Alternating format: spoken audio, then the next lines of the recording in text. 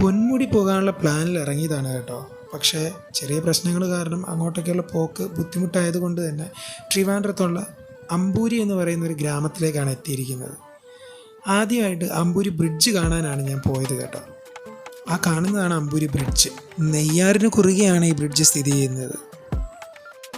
ഓട്ടോയും ബൈക്കും സൈക്കിളും ചെറിയ കാറും ഒക്കെ മാത്രം പോകുന്ന ഒരു ഇടുങ്ങിയ പാലമാണ് കേട്ടോ. പക്ഷെ ആ പാലത്തിൽ നിന്നുള്ള വ്യൂ അടിപൊളിയാണ്. നമ്മളിതാ പാലത്തിലൂടെ ഒന്ന് റൈഡ് ചെയ്യാൻ വേണ്ടി വണ്ടി പാലത്തിൽ കയറ്റിയായിരുന്നു. അപ്പോൾ അക്കരെ നിന്നൊരു ചേട്ടൻ ബൈക്ക് എടുത്ത് വരുന്നത് കണ്ട് നമ്മളിവിടെ ഒതുക്കിയിരിക്കുകയാണ്. എന്തായാലും ആ ചേട്ടൻ കടന്നു പോയാൽ മാത്രമേ നമുക്ക് അക്കരയിലേക്ക് റൈഡ് ചെയ്ത് പോകാൻ പറ്റത്തുള്ളൂ. കാരണം ഇത്രയും ചെറുതാണ് പാലം.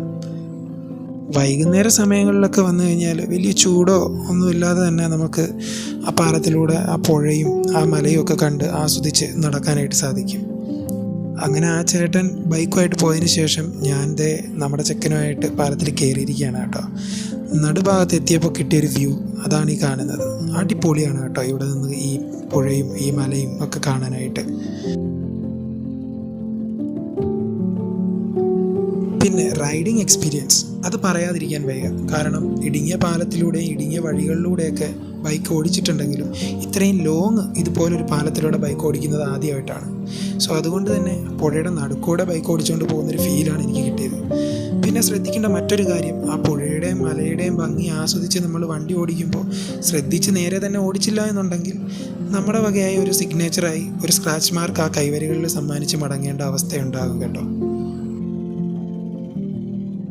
പാലം ക്രോസ് ചെയ്ത് കഴിഞ്ഞ് ക്യുക്ക് ലെഫ്റ്റ് എടുത്തിട്ട് ഒരു 80 മീറ്റേഴ്സ് മുമ്പോട്ട് പോയാൽ അവിടെ നമ്മൾ വണ്ടി പാർക്ക് ചെയ്തിട്ട് വീണ്ടും ഒരു 50 to 60 മീറ്റേഴ്സ് നടന്നു കഴിഞ്ഞാൽ ഒരു ചെറിയ അരുവിയിലിട്ട് എത്താൻ സാധിക്കും കേട്ടോ. ഈ കാണുന്നതാണ് നമ്മൾ നേരത്തെ പറഞ്ഞ അരുവി. നല്ലൊരു ആംബിയൻസ് തന്നെയാണ് കേട്ടോ ഇവിടെ കിട്ടുന്നത്. ഒരു കാട്ടിലൂടെ പോകുന്നൊരു ഫീലാണ് കിട്ടുന്നത്.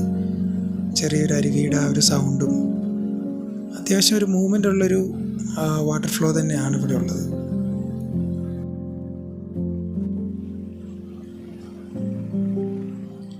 അധികം ഡീപ്പായിട്ട് ഞാൻ പോകുന്നില്ല കേട്ടോ. കാരണം ദൂരെ കുറച്ച് പേര് കുളിക്കുന്നതായിട്ട് ഞാൻ കണ്ടു. അതുകൊണ്ട് തന്നെ ഞാൻ ഇവിടെ ഇരുന്ന് തന്നെ ആ വാട്ടർ ഫ്ലോ എക്സ്പ്ലോർ ചെയ്യുകയാണ് ചെയ്തത്. കുറച്ച് നേരം തണുത്ത വെള്ളത്തിൽ കാലിറക്കിയിട്ടിരുന്നു. ചെറിയ ചെറിയ മീനുകൾ വന്ന് നല്ല രീതിയിലൊന്ന് പിടിക്കുകയും ചെയ്തു തന്നു. വീണ്ടും വാട്ടർ ഫ്ലോ ഒക്കെ എക്സ്പീരിയൻസ് ചെയ്ത് ഞാൻ അവിടെ നിന്ന് തിരിച്ചു വന്നു കേട്ടോ. നമ്മുടെ ചെക്കനെ പാലത്തിൽ വെച്ച് കുറച്ച് ഫോട്ടോസും ഒക്കെ എടുത്ത് അവിടെ നിന്ന് മടങ്ങി.